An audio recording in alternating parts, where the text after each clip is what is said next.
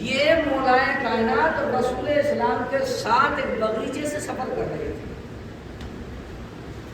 جب باغیچے سفر کر رہے تھے تو ان کی نگاہ مدھو مکھی بھی پڑ گئی. اب محسوس کیا کہ طرح طرح کے الگ الگ کے پھولوں پر، رنگ برنگے پھولوں پر بیٹھ کر رہا. اور جب چھتے میں جاتی ہے جس سے شہد بنتا ہے اس کا جو مٹھاس ہوتی ہے وہ ہوتی جا رہا ہے. یہ عرق کے نکالنے سے لے کر اور شہد کے بنا دینے تک ایسا کون سا کام کرتی ہے کہ جس کی بنیاد پہ مٹھاس ایک ہوتی تو بنتا ہے. ایسا کون سا کام کرتی ہے؟ کہا کہ یا رسول اللہ بتائیے. اب کائنات کا رسول اس کے لیے کیا مشکل ہے؟ بھائی کائنات کا رسول تو وہ ہے کہ جو اپنے ہاتھوں پہ سنگریزے رکھے تو وہ بھی کلمہ پڑھنے لگے، بے شک بے شک، تسبیح و تحلیل کرنے لگے. سلیمان نبی تھے اللہ کے، صحرا سے گزرے تو چونٹے نے کلام کیا تھا. انہیں آواز آ گئی، ہاتھ پہ رکھا تو ان سے کلام کیا. یہ تو فخر سلیمان ہے. کیسے ممکن ہے کہ کسی چیز کو حکم دے اور وہ واپس نہ آئے؟ لایا کہا سلمان اپنی مرضی سے خود سوال کرو. آئے آ کے رسول اسلام کے ہاتھ پر بیٹھ گئی. کہا کہ سلمان کا کوئی سوال ہے؟ آپ پوچھو کیا پوچھنا چاہتے ہو سلمان. سلمان نے یہی بات دہرائی کہ رنگ برنگے پھولوں پر بیٹھ کر جو عرق نکالتی ہو اور پھر چھتے میں جا کے جو اس کا شہد بنتا ہے، ایسا کون سا کام انجام دیتے ہو کہ جس کی بنیاد پہ اس شہد کی مٹھاس ایک ہوتی ہے. مدھو مکھی نے جواب دیا. جو مدھو مکھی کا جواب تھا وہ شاعر نے اپنے 4 مصروں میں قلم بند کیا. وہ مصرے سن رہے ہیں. اس کا ثواب میرے ماں باپ کو اور آپ کو دونوں کو آزادہ پہنچے. اس فضیلت کا ثواب. شاعر کہتا ہے کہ عشق حیدر میرے پرواز کی رانائی ہے. یہ مدھو مکھی نے سلمان سے جو جواب دیا تھا اس کو مصروں میں قلم بند کیا ہے. ببلو بھائی غور کریے گا. عشق حیدر میرے پرواز کی رانائی ہے اور میں فضاؤں میں یہی ٹیک لیے بڑھتی ہوں اور پھول کے رس میں تو کرواہٹیں ہوتی ہیں مگر میٹھا کرنے کے لیے ناد علی پڑھتی ہوں. صلوات پر محمد.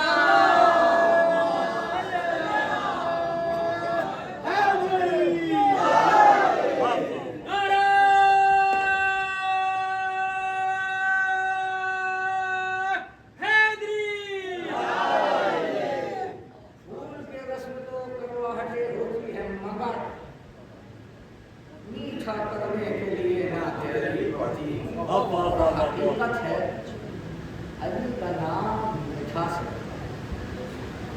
اگر چیز حلالی ہے نا تو علی کے نام سے دیوانگی تاریخ ہو جاتی ہے اس میں. اور کریے گا خیر.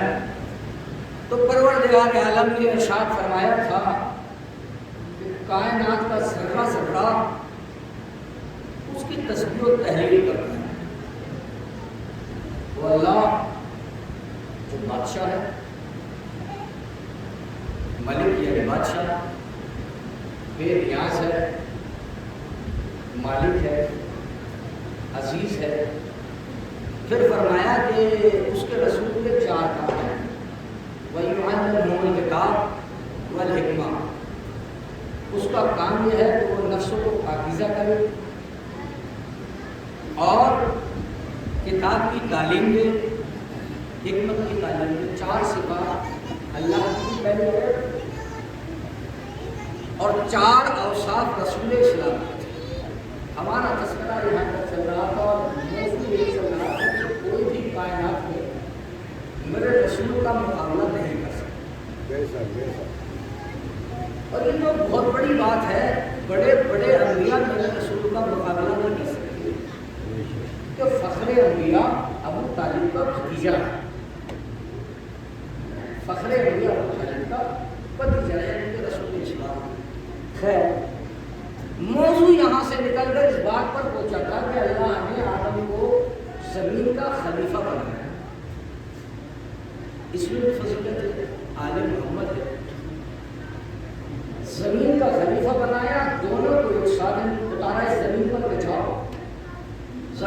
بات ہے زمین پر دونوں ایک ساتھ آ گئے. جب دونوں ایک ساتھ آ گئے تو دونوں جب واپس جائیں گے تو دونوں تو جنت میں نہیں جائیں گے. ایک جنت میں جائے گا اور ایک جہنم میں جائے گا. یعنی کہ ہجرت کرنا نبی کے ساتھ میں کوئی فضیلت کی بات نہیں جب تک کہ آپ حکم پروردگار پر ایسا عمل نہ کرو کہ جیسے اس نے کہا. آدم زمین پر آ گئے. زمین پر آئے تو صاحب زمین پہ آنے کے بعد میں آدم کو بڑی بے چینی. مسکن چھوڑ کر آئے تھے, مکان چھوڑ کر آئے تھے, اور شیطان نے بار بار کہا تھا کہ پروردگار تم نے مجھے بہکا دیا. دیکھ رہا ہے رب فبما اغویتنی, یہ قرآن کی ہے. اس نے الزام لگایا اللہ پر کہ تو نے مجھے بہکا دیا. رب فبما اغویتنی, پروردگار تیرا کام ہے کہ تو نے مجھے بہکا دیا. اب میں جب زمین پہ جاؤں گا تو میں سب کو بہکاؤں گا ذریت آدم میں, مگر جو تیرے مقربین ہیں ان کو نہیں بہکا پاؤں گا. آپ سمجھ رہے ہیں دنیا کے آپ اصول دین اٹھا کے دیکھیے گا, آپ واحد قربہ ہیں کہ جن کے اصول دین 5 ہیں, ورنہ باقی مسلمانوں کے 3 ہیں. شاید پہلی بات سن رہے ہو. ہمارے یہاں پر توحید, نبوت, امامت, قیامت, عدل الہی بھی ہے. ہم اللہ کو عادل مانتے ہیں. بات سمجھ رہے ہیں؟ اول توحید, دوسرے عدل, تیسرے نبوت, چوتھے امامت, پانچویں قیامت. امامت اور عدل الہی سے مجھے کام لینا ہے. اب یہ سمجھیے شیطان اس نے کہا کہ پروردگار تو نے مجھے بہکایا ہے. اب جب تو نے مجھے بہکایا ہے تو میں ذریت آدم کو بہکاؤں گا. بہکاؤں گا کہاں سے بھائی؟ اس نے کہا کہ میں صراط مستقیم پر بیٹھ جاؤں گا, اور صراط مستقیم پر بیٹھنے کے بعد میں سب کو بہکاؤں گا سوائے ان کے کہ جو تیرے مقربین ہیں. یعنی شیطان کہہ رہا ہے رب پہ پروردگار, تو اللہ پر یقین ہے کہ پروردگار ہے ایک. دوسرا کہہ رہا ہے کہ میں مقربین کو نہیں بہکا سکتا, تو نبوت پر یقین ہے. اور پھر اس نے کہا کہ مجھے قیامت تک کی مہلت دے دے, تو قیامت میں بھی یقین ہے. یعنی شیطان کے اصول دین ہوئے 3. آپ سمجھ رہے ہیں؟ یہ قرآن کی باتیں ہیں, میری باتیں نہیں ہیں بھائی. اس نے مان رہا ہے نا اس بات کو کہ پروردگار. اچھا دوسری قرآن سے اس کی وضاحت کر دیتا ہوں. اس نے کہا کہ خلقتنی من طین, خلقتنی من نار وخلقتہ من طین, تم نے مجھے خلق کیا آگ سے اور آدم کو خلق کیا مٹی سے. تو اپنے آپ کو مخلوق مان رہا ہے یا نہیں؟ جب مخلوق مان رہا ہے تو ظاہر کی بات ہے وہ جانتا ہے کہ خالق کوئی اور ہے, تو خالق پر یقین ہے. مقربین کے بارے میں کہہ چکا ہے کہ میں مقربین کو نہیں بہکا سکتا, تو یعنی نبیوں کو نہیں بہکا سکتا. تیسرا وہ کہہ رہا ہے کہ اگر تم مجھے یہاں سے نکال رہے ہیں تو مجھے قیامت تک کی مہلت دے دے, تو قیامت پر بھی یقین رکھتا ہے. اس نے اشکال کس بات پہ کیا؟ اس کا اشکال اس نے عدل الہی پر کیا. عدل الہی پر کیا اشکال کیا کہ میرے ہوتے ہوئے تو نے آدم کو خلافت دے دی, تو شیطانیت سمجھ میں آئی. جو خود گناہ کر کے خدا پہ ڈال دے اسے شیطان کہتے ہیں. صلوات پڑھے پر محمد وعلی محمد صلی اللہ. جو خود گناہ کرنے کے بعد مانا تو وہ خود نہیں, اللہ نے کہا کہ سجدہ کر لے, سجدہ کر لے, تو باتیں ختم تھی, آگے تو باتیں نہیں بڑھتی. 3 چیزوں پر یقین رکھا, عدل الہی کو نہیں مان رہا. یعنی وہ کہنا یہ چاہتا تھا اللہ سے کہ میرے ہوتے ہوئے تم نے اسے خلافت کیسے دی, یعنی اللہ عدل ہے. تو اب زمانے میں اگر کوئی فرقہ یہ کہتا ہے کہ اللہ عادل نہیں ہے تو وہ پیغمبر کی سنت پہ عمل نہیں کر رہا ہے، وہ سنت شیطان پہ عمل کر رہا ہے۔ صلوات پڑھیں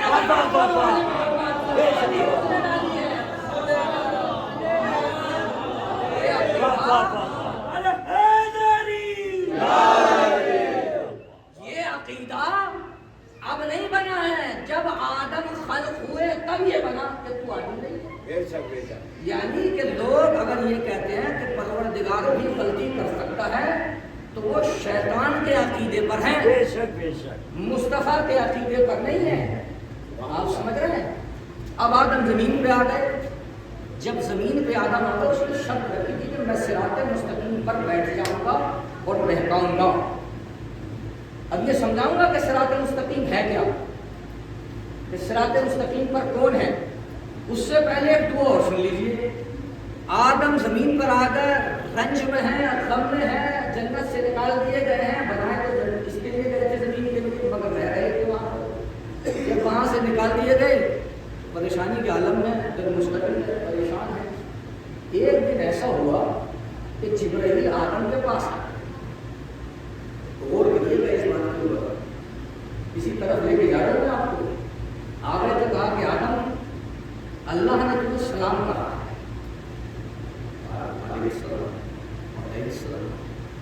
ٹھیک، کہا کہ اللہ یہ چاہتا ہے کہ اگر تم یہ چاہو کہ تمہاری خطا کو معاف کر دیا جائے تو اللہ نے تمہارے لیے ایک دعا بھیجی ہے، آپ اس دعا کو دہرا دو، اللہ تمہاری خطا کو بخش دے گا۔ آدم نے کہا کہ بتاؤ، بڑی جلدی کے لمحات میں آدم نے کہا، تو جبرائیل نے دعا دہرائی، آدم نے ان کے ساتھ ساتھ دہرائی، آدم کی خطا معاف ہو گئی۔ وَتُبْ عَلَيَّ إِنَّكَ أَنتَ التَّوَّابُ الرَّحِيمُ، آخری میں جو ہے دعا دہراؤں کون سی تھی؟ آدم نے کہا کہ پروردگار، آدم نے کہا کہ جبرائیل بتا پروردگار نے کون سی دعا بھیجی ہے؟ تو اس نے کہا اقرا یا آدم، آدم تم پڑھو جو دعا میں حق خدا کی طرف سے لایا ہوں۔ کہا کہ سناؤ۔ جبرائیل شروع ہوا، اس نے کہا کہ بسم اللہ الرحمن الرحیم، آدم نے کہا کہ بسم اللہ الرحمن الرحیم، پھر اس نے کہا اللہم انی اسألک بحق محمد و بحق علی و بحق فاطمہ و بحق الحسن و بحق الحسین وَتُبْ عَلَيَّ إِنَّكَ أَنْتَ التَّوَّابُ الرَّحِيمُ۔ آپ سمجھ رہے ہیں یہ دعا ہے اور یہ ہر فرقے کی کتاب کے اندر موجود ہے۔ آدم کی جو غلطی معاف ہوتی ہے وہ اس دعا کی بنیاد پہ ہوتی ہے اور یہ ہر فرقے کے اندر موجود ہے۔ اس کا مفہوم سن لیجئے اور اس کے بعد میں جملہ سن لیجئے۔ آدم نے کہا جبرائیل سے دعا پڑھو، جبرائیل نے دعا پڑھی، آدم نے دہرائی۔ مطلب کیا ہوا کہ پروردگارا تجھے واسطہ ہے محمد کا، تجھے واسطہ ہے علی کا، تجھے واسطہ ہے فاطمہ کا، تجھے واسطہ ہے حسن کا، تجھے واسطہ ہے حسین کا، جو مجھ سے خطا ہوئی ہے اس کو معاف کر دے۔ تو یہاں پر میں صرف یہ کہنا چاہتا ہوں کہ جب تمہارا باپ آدم بغیر پنجے تل کے نہ بخشا گیا تو تم پنجے تل سے ہٹ کے کیسے بخشے جاؤ گے؟ سلام پڑھے نبی محمد والے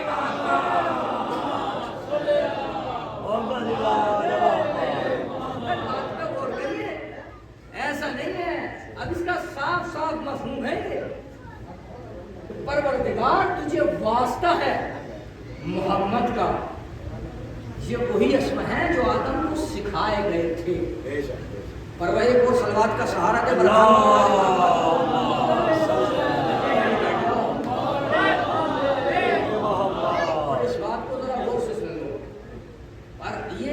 ظاہر سی بات ہے۔ اب پروردگار نے یہ دعا بھیجی تھی تو اس میں کیا تھا، مفہوم کیا تھا؟ مفہوم تھا کہ پروردگارا تجھے واسطہ ہے محمد کا۔ ابھی محمد پیدا تو نہیں ہوئے ہیں، ابھی محمد دنیا میں تو نہیں آئے ہیں، پھر تجھے واسطہ ہے علی کا، تجھے واسطہ ہے حسن کا، تجھے واسطہ ہے فاطمہ کا، تجھے واسطہ ہے حسین کا۔ تو ہمارے اور تمہارے باپ دنیا میں سب سے پہلے آدم تھے، اور تمہارا باپ آدم بغیر پنجتن کے وسیلے کے نہ بخشا گیا تو تم پنجتن سے ہٹ کر کیسے بخشے جاؤ گے؟ یہ تو سمجھ سے باہر کی بات ہے۔ خیر، شیطان زمین پہ آ گیا۔ اب اس نے کہا تھا کہ میں صراط مستقیم پر بیٹھ جاؤں گا اور صراط مستقیم پہ بیٹھنے کے بعد میں سب کو بہکاؤں گا، مگر جو تیرے مقربین ہیں ان کو نہیں بہکاؤں گا۔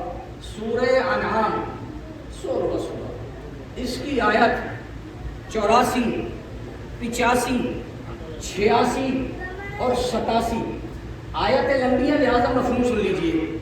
اس کے اندر اللہ ارشاد فرماتا ہے کہ آدم، نوح، ابراہیم، موسیٰ، عیسیٰ، داؤد، یہ نام ہے آیت کے اندر، داؤد، یوسف، یعقوب، یحییٰ، یہ سارے نبی صراط مستقیم کی طرف ہیں۔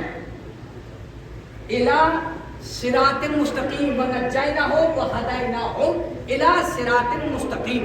ہم نے ان نبیوں کو چنا اور پھر ان کو ہدایت دی، کس کی طرف؟ اِلیٰ صراط مستقیم۔ اب اِلیٰ سمجھ لیجئے، الف لام یہ اس کے اوپر کھڑا الف، اِلیٰ، اس کے معنی ہوتے ہیں طرف، اس کے معنی ہے طرف، اور دوسرے لفظ سے کام لینا ہے علا، علا عین لام یہ کھڑا الف، اس کے معنی ہوتے ہیں پر، طرف، سمت، پر، منبر پر۔ آپ سمجھ گئے؟